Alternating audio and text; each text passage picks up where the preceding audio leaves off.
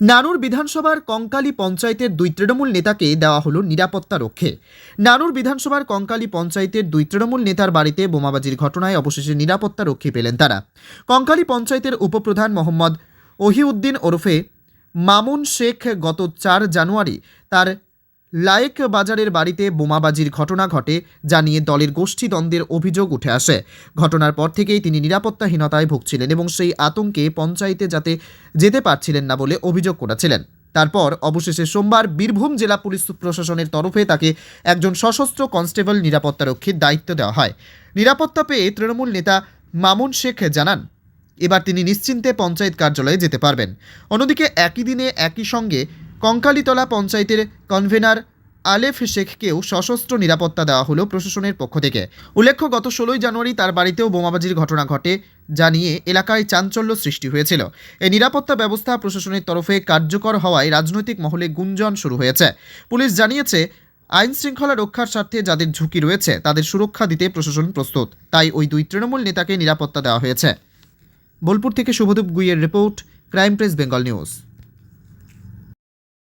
নিরাপত্তা আপনি রক্ষী পেলেন, কি বলবেন এই বিষয়ে?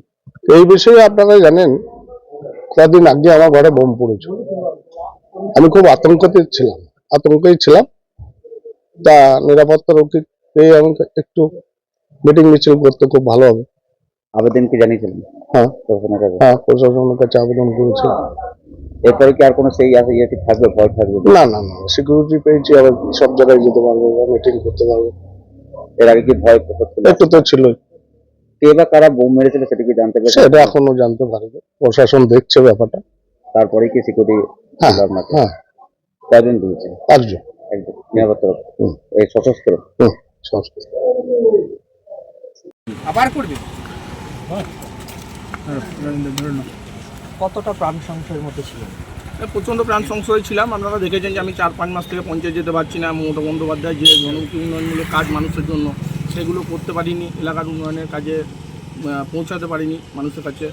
আমার বাড়িতে বোমাবাজি করা হয়েছিল, সেই সমস্ত জায়গা থেকে এবং যে সমস্ত খুনের হুমকি পুলিশকে জানিয়েছিলাম। বীরভূম জেলা পুলিশ সিদ্ধান্ত নিয়েছে এবং নিরাপত্তা রক্ষী আবার পুনরায় কাজ করব। মমতা বন্দ্যোপাধ্যায় যে সমস্ত প্রকল্প সেগুলো মানুষের কাছে দলের শীর্ষ নেতাদেরও তো জানিয়েছিলেন, তারা পাশে রয়েছে। এটা পুরোটাই আপনার পুলিশের ব্যাপার। আমি যখন বলছিলাম পঞ্চায়েত যেতে পারছি না, নিরাপত্তাটা করতে পারছি না, এবার কি যাবেন? অবশ্যই যাবে। আপনার বাড়িতে বোমা কে ফাটিয়েছিল বা কার বিরুদ্ধে আপনার অভিযোগ? পুলিশের তদন্তের বিষয়ে ব্যাপারে আমি কোনো মন্তব্য করতে পারি না। আপনার সঙ্গে একটা তো দ্বন্দ্ব দেখা গিয়েছিল আপনারই দলের নেতৃত্বদের।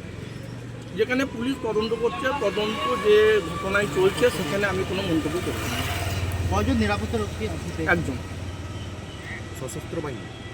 হ্যাঁ, নিরাপত্তা রক্ষী।